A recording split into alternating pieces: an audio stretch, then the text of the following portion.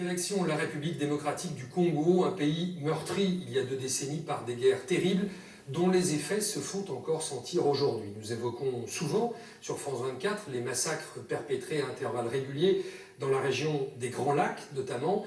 Ces massacres puisent leurs racines dans ces guerres qui, entre 1996 et 2003, ont fait des millions de morts, l'un des bilans les plus lourds d'un conflit depuis la fin de la Seconde Guerre mondiale.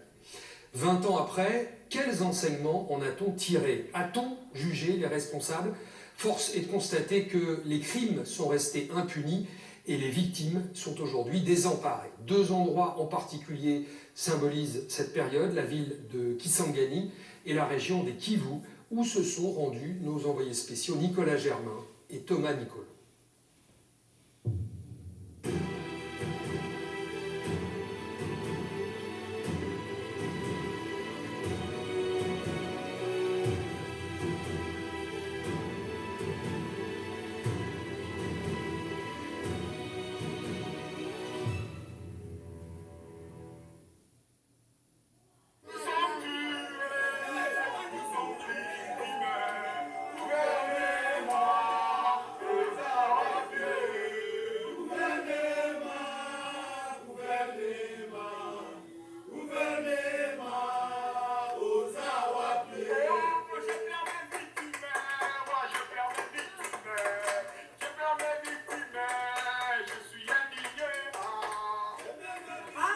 Ici, on est au cimetière des 6 jours. J'ai perdu une fille de 13 ans. 13 ans. Ça fait des années qu'on lutte. On veut des réparations financières. Notre maison a été détruite, on a tout perdu. Vous voyez dans quel état cet endroit est abandonné. Nous exigeons à ce que ce soit un lieu touristique. Un lieu où les gens vont venir se recueillir devant tous ces eaux qui sont ici, qui ont été enterrés ici.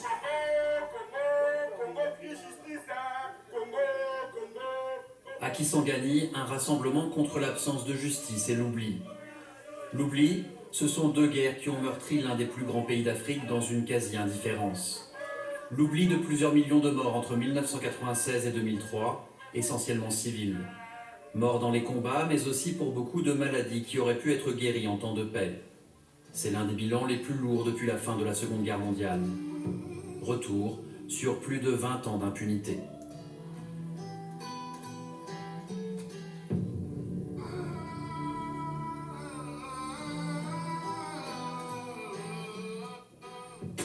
La première guerre du Congo débute en 1996. Elle s'achève l'année suivante avec la chute du président Mobutu, au pouvoir depuis plus de 30 ans. Un départ souhaité par Kigali. Mobutu avait accueilli en 1994 les génocidaires Hutus qui venaient de fuir le Rwanda. La guerre civile rwandaise s'exporte alors vers son voisin congolais. Avec ses alliés, notamment l'Ouganda, Kigali aide le rebelle congolais Laurent Désiré Kabila à prendre le pouvoir. Mais d'après les enquêtes de l'ONU, cette coalition n'a pas seulement ciblé les auteurs du génocide, elle a aussi tué d'innombrables civils Hutus, femmes, vieillards et enfants. Les attaques en apparence systématiques et généralisées décrites dans le présent rapport révèlent plusieurs éléments accablants qui, s'ils sont prouvés devant un tribunal compétent, pourraient être qualifiés de crimes de génocide. Le Rwanda et son homme fort Paul Kagame ont toujours fermement rejeté cette accusation. Au fil des mois, l'entente entre Kabila et sa tutelle rwandaise et ougandaise ne dure pas. Dès 1998, ils souhaitent s'émanciper. Les 2 pays décident alors de le renverser. C'est le début de la Deuxième Guerre du Congo. Des rebelles congolais forment une coalition appelée RCD, qui est soutenue par le Rwanda et l'Ouganda. Ils n'arrivent pas jusqu'à Kinshasa, mais occupent une immense partie du nord et de l'est du pays pendant 5 ans. Les massacres et les pillages à grande échelle des richesses minières congolaises se multiplient.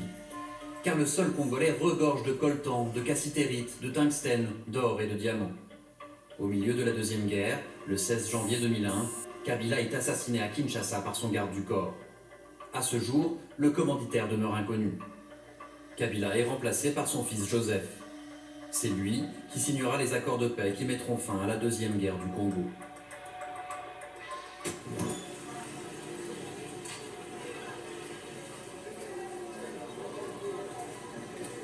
La prise de Kisangani le 15 mars 1997 marque un tournant décisif dans la Première Guerre, le début de la fin pour Mobutu. C'est ici, dans le stade Lumumba, aujourd'hui délabré, que Laurent Désiré Kabila a tenu un célèbre discours. Il avait harangué la foule ici. Il demandait à la population, si vous voulez que la guerre s'arrête, si vous voulez qu'il y ait cessé le feu, s'il fallait négocier avec le président Mobutu qui était à l'époque chef de l'État. La foule, les jeunes comme vous, criaient, ne voulaient pas de négociations avec un dictateur, il faut qu'il tombe, il faut qu'il parte, parce qu'on en a assez, nous voulons un nouveau régime. Moi aussi, je me rappelle parce que j'y étais aussi. Nous, la population extérieure, on disait même, on a crié, j'espère que je me rappelle, avancer. Exact. Avancer. C'est ce qu'on disait.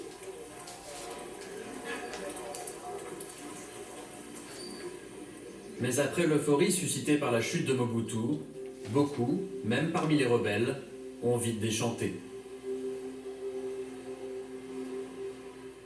Aujourd'hui, avec les recul, j'ai le regret d'avoir rejoint l'AFDEL.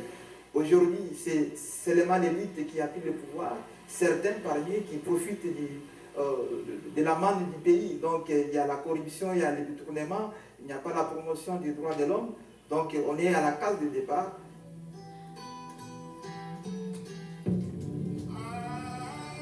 Kisangani représente un point stratégique sur le fleuve Congo, avec la capitale Kinshasa à l'ouest et l'Ouganda et le Rwanda à l'est. Elle est la grande ville congolaise qui a été la plus meurtrie pendant les deux guerres. Deux conflits qui en réalité ne forment qu'une longue succession de massacres dans l'esprit de beaucoup de Congolais. Ici, les armées rwandaises et ougandaises ont fini par se battre entre elles, notamment pour les diamants et l'or de la région. Les habitants de Kisangani, révoltés mais impuissants, se retrouvent au cœur d'une guerre d'une violence inouïe entre deux armées étrangères qui s'affrontent à des centaines de kilomètres de leur propre pays.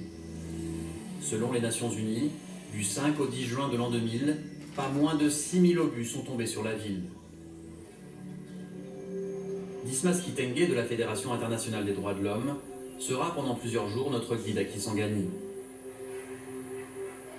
Il a enquêté sur ces affrontements et connaît chaque ruelle de ce quartier, la commune de la Chopo, la plus touchée par la guerre.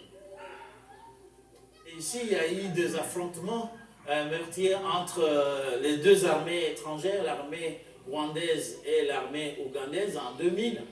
Et là, il y a des impacts de balles. Des impacts de balles qui ont touché cette maison habitée par des populations civiles. Et regardez aussi là, partout dans les murs. Et il supposait que le militaire, soit ougandais ou rwandais, entrait aussi dans les maisons des particuliers pour se dissimuler et à partir de là, lancer aussi des attaques.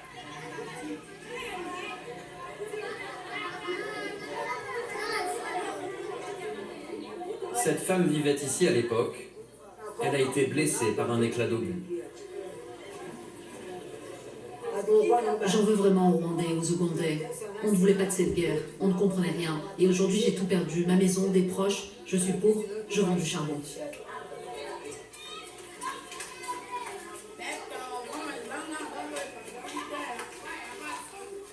Voilà tout ce qui reste de cette maison-là.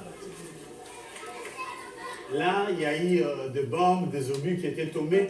Toute la maison a été écrasée. Voilà les traces de tout ce qui nous reste.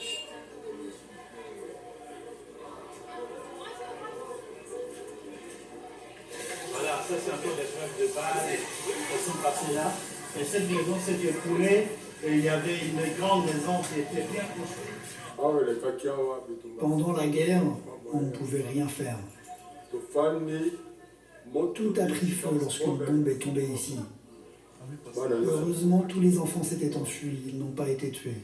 Mais la maison, elle, a brûlé. Bon, merci, on va à l'hôpital. Donc, il y a l'hôpital Saint-Joseph, qui avait accueilli beaucoup de blessés. Ok, vamos à la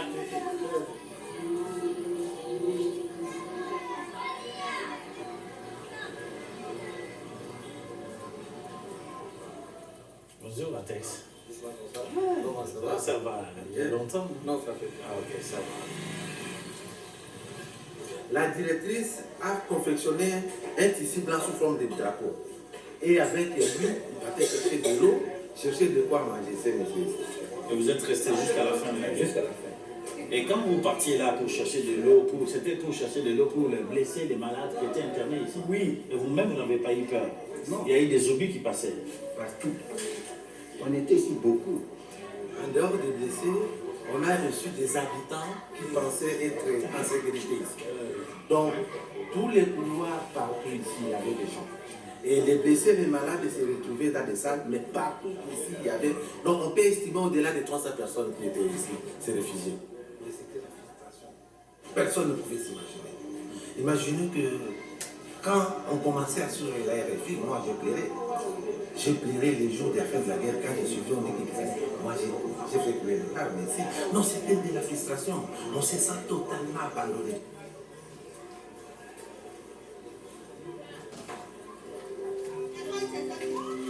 Dismas nous donne l'adresse de Kelenda Sefugongo. Sa maison s'est retrouvée sur la ligne de front entre l'armée rwandaise et ougandaise. Il a perdu 4 enfants. 4 à la fois. Et ma mère aussi, une vieille maman. Et j'étais vraiment bouleversé. C'était pas moi. J'ai laissé les cadavres ici. Je n'ai pas même emporté pour les enterrer. Quand j'ai vu mes enfants tomber, subitement comme ça, mes femmes, il n'a pas même pleuré. Parce que ça nous surpasse. Les enfants venaient de l'école, on vient de les tuer comme ça, encore dans notre propre parcelle, mais c'était grave.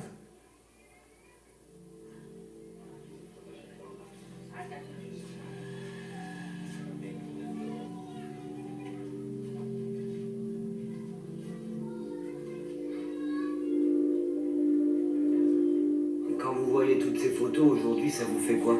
Oh, papa, en tout cas, c'était une émotion. Ça me rappelle le jour du sang. Parce que ce jour-là, les belligérants ont bombardé 6600 bombes. 6600 bombes.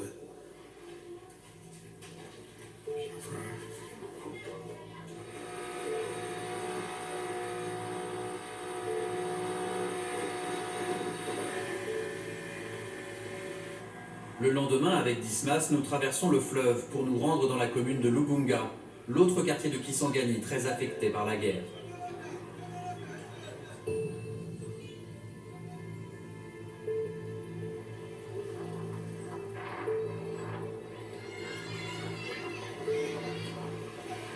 Nous allons voir Félicien Chilumba, qui a perdu sa première femme en 1997. Elle a été tuée par un obus tiré par les rebelles de Laurent Désiré Kabila. Au moment du drame, ils avaient un enfant de 2 mois et demi. Oui, bonjour. Oui, ça va aller.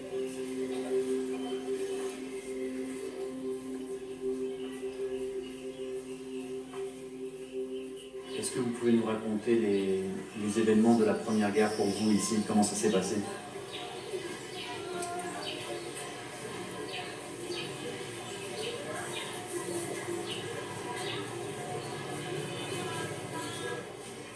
Chaque fois que je raconte ça, ça me travaille beaucoup. Quand l'obus est tombé chez les voisins, nous étions dehors. Les éclats maintenant, au niveau de l'œil, tout ça. Elle est sur les champs, elle n'avait rien dit. Et le bébé, vous avez pu le sauver, le bébé? Oui, il est à l'université, à l'USP. Félicien ne souhaite plus regarder les photos de ces jours tragiques, mais la femme qu'il a épousée plusieurs années plus tard nous les montre. La première photo montre la maison là où l'obus est tombé, c'est la maison du voisin.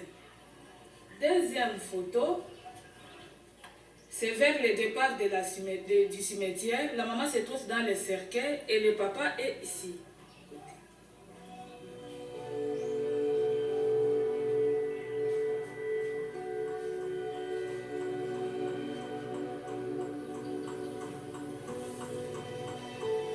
Avant de quitter Kisangani, Nous retournons une dernière fois avec Dismas au cimetière de la ville, aujourd'hui à l'abandon.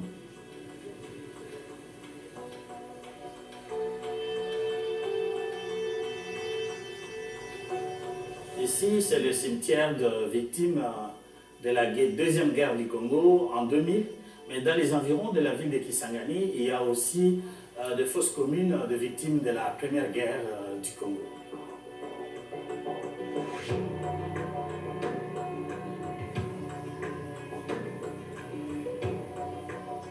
Pourquoi est-ce qu'à Kigali, il y a un très beau mémorial pour les victimes du génocide et au Congo, il n'y a pas de mémorial comme ça? Pourquoi? La raison est simple. Ici, au Congo, il y a encore les belligérants qui sont au pouvoir et qui n'ont pas la volonté d'aider les gens à avoir la mémoire de l'histoire, c'est-à-dire de se souvenir du passé qu'ils sont en train de se reprocher. Donc les hommes politiques qui sont au pouvoir sont les auteurs des crimes qui ont été commis ici et ils ne veulent pas que les survivants de ces crimes puissent se le rappeler, puisque ça va renvoyer toujours à la revendication de la justice et à la revendication de la réparation. L'un des exemples les plus connus est celui du numéro 2 de l'armée, Gabriel Amissi. D'après l'ONG Human Rights Watch, cet ancien rebelle du RCD a notamment ordonné un massacre à Kisangani en 2002. Qu'en pense le nouveau président congolais Félix Tshisekedi? Lors d'une récente visite à Paris, nous l'avons interrogé sur sa proposition de créer un tribunal spécial pour les crimes de guerre au Congo. On va laisser aux spécialistes le soin de le mettre en place. L'idée derrière est de renforcer l'état de droit en République démocratique du Congo, de telle sorte que nos concitoyens sachent qu'il n'y aura plus de citoyens au-dessus de la loi et que tous les crimes seront sanctionnés au Congo et pas ailleurs, et par les Congolais. Vous pensez qu'un tribunal spécial, c'est ce qu'il faut, comme il y en a eu par exemple en Sierra Leone, dans d'autres pays? Oui, spécial pour les crimes spécialement commis en République démocratique du Congo, mais ce sera épisodique. Pour le reste, c'est la justice que nous voulons renforcer, et donc par la justice, l'état de droit. Parce que certains Congolais disent que certains qui ont commis des crimes pendant la Deuxième Guerre du Congo sont encore dans des postes de pouvoir aujourd'hui. Oui, c'est possible, mais bon, ce n'est pas à moi, président de la République, de commencer à les rechercher, ni de faire la loi à la place de la justice. Donc nous laisserons à l'institution de justice le soin de le faire.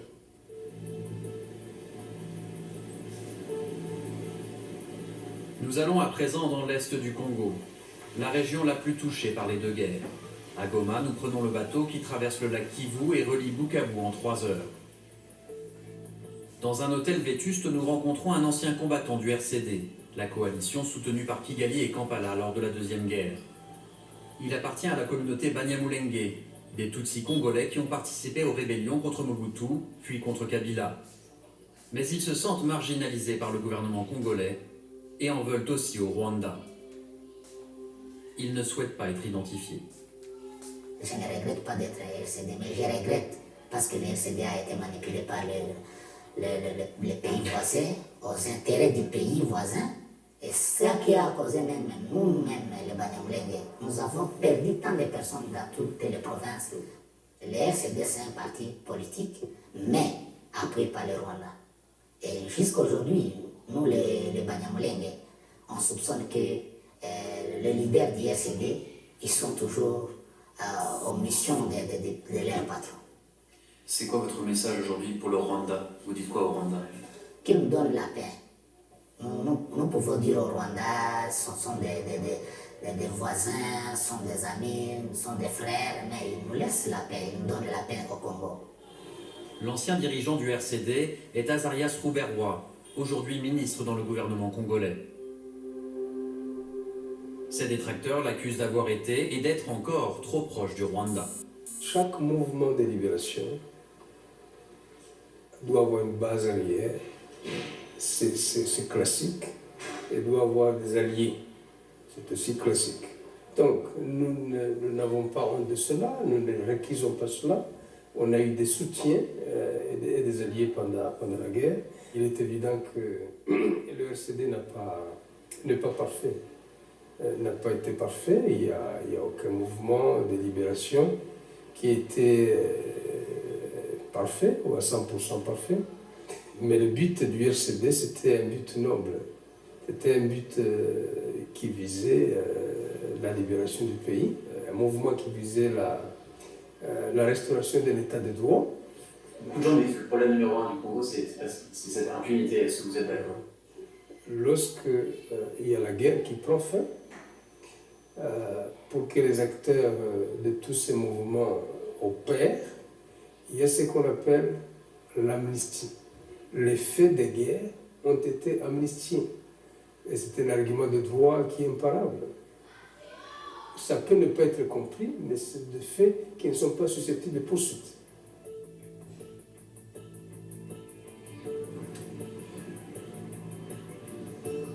Le village de Kanyola se trouve à 3 heures de route de Bukavu. Son histoire illustre bien la façon dont le Congo a été le terrain de bataille entre factions étrangères, parfois jusqu'à l'absurde. Car ici, deux groupes armés rwandais ennemis, les anciens génocidaires Hutus et des rebelles soutenus par Kigali, ont tous les deux commis des massacres contre des civils congolais. Chaque groupe soupçonnant la population locale de soutenir son rival. Fait rare au Congo, un mausolée a été construit à Kanyola pour les centaines de victimes de ces tueries. Tueries qui se sont poursuivies même après la fin de la Deuxième Guerre.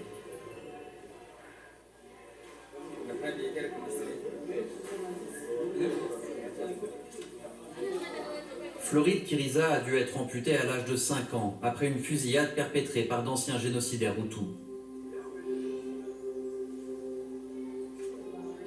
Ce jour-là, elle a rendez-vous avec l'unique psychologue de la région. Qu'est-ce qui s'est passé le jour de l'attaque? C'était le matin, à 9 h. Les malfrats sont entrés dans ma maison. Toute la famille était là. Ils ont tiré et après ma jambe a été à moitié arrachée. Ensuite, on m'a emmenée à l'hôpital et c'est là que le médecin m'a coupé la jambe et il m'a donné une béquille.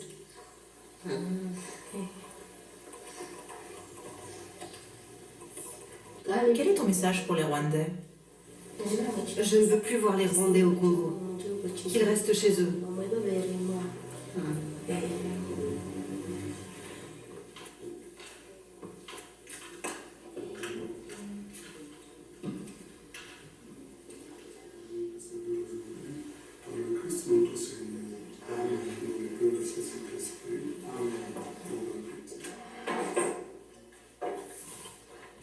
Avant de devenir le curé de la paroisse de Kanyola, Wilfried Munyahakengwa avait dû fuir un autre village du sud Kivu occupé par le RCD. Lui aussi regrette que les guerres du Congo restent si méconnues.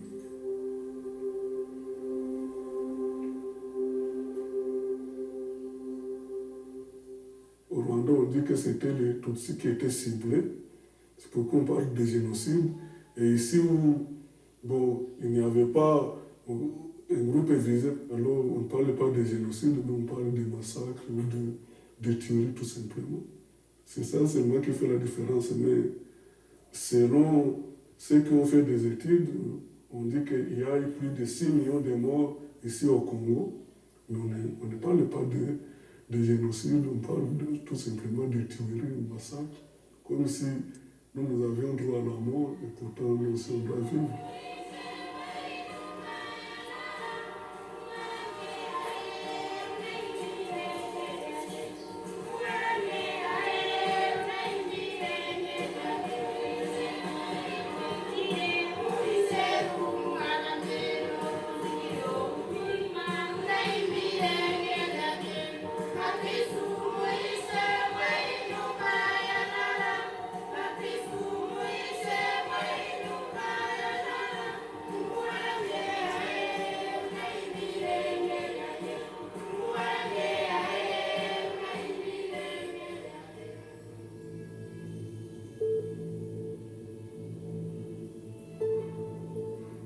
Pour une perspective sur l'héritage de Laurent Désiré Kabila et de ces deux guerres, nous allons voir celui qui est considéré comme l'un des plus grands historiens congolais, Isidore Daiwel.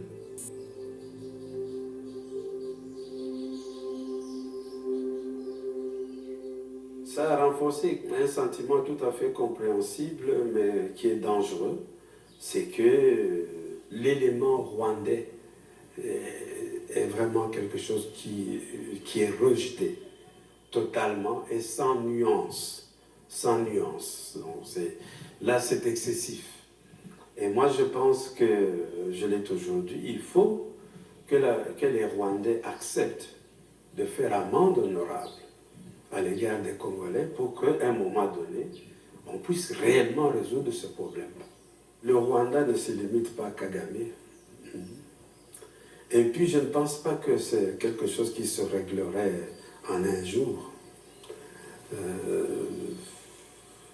Il faudra peut-être une bonne décennie pour qu'on retrouve vraiment le bon climat. Mais plus tôt on commencerait, mieux ça vaudrait.